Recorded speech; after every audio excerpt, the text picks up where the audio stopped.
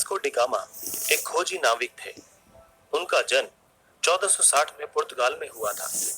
वो पहले व्यक्ति थे जिन्होंने अफ्रीका महाद्वीप का चक्कर लगाकर यूरोप से भारत पहुंचने में सफलता हासिल की थी। वास्को डी गामा का बचपन साइनस नाम के कस्बे में बीता था, जो कि समुद्र के किनारे पर स्थित था। उनके पिता को राजशाही द्वारा नाइट की उपाधि मिली हुई थी और वो एक खोजी नाविक थे। वास्को डी गामा ने आगे चलकर अपने पिता का ही व्यवसाय चुना और वो भी समुद्र में यात्रा के लिए जा रहे जहाजों की कमान संभालने लगे। भारत के मसाले यूरोप में बहुत ज्यादा लोकप्रिय थे, लेकिन उस समय यूरोप वासियों को भारत जाने वाले जिस इकलौते रास्ते के बारे में पता था, वो जमीन से होकर जाता था। ये रास्ता राजनीतिक मुश्किलों से भरा होने के साथ साथ काफी खर्चीला और खतरनाक भी था। पुर्तगाल के राजा का विचार था कि अगर वो समुद्र के जरिए भारत जाने वाले किसी रास्ते के बारे में पता लगा लें, तो वो यूरोप में मसालों के व्यापार से काफी ज्यादा अमीर बन सकते हैं। उस समय समुद्र के जरिए यूरोप से भारत पहुंचने का विचार एक अन्य पुर्तगाली खोजी बार्टोलोमियो डियाज द्वारा दिया गया था। उन्होंने केप ऑफ गुड होप की खोज की थी, जो कि अफ्रीका महाद्वीप के बिल्कुल दक्षिण में स्थित समुद्र तट पर बसा एक स्थान था।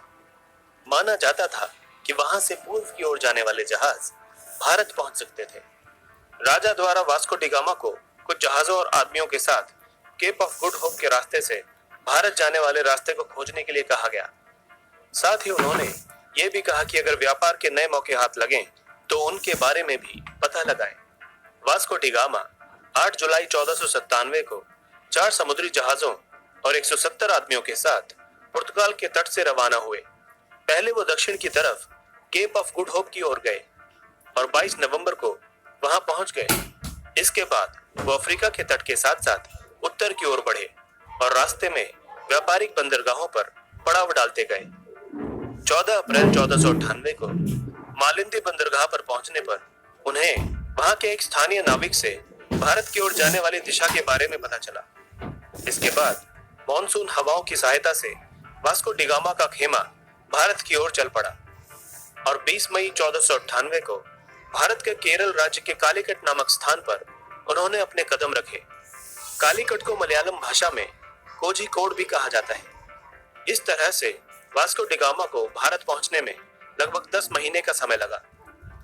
कालीकट पहुंचने पर वास्को डी गामा के दल की स्थानीय राजा से मुलाकात हुई। वास्को डी गामा ने राजा से व्यापारिक सहूलियत लेने की कोशिश की, लेकिन उनके मुस्लिम दरबारियों ने इस काम में अड़चन पैदा की। ये इसलिए क्योंकि पुर्तगाली ईसाई थे।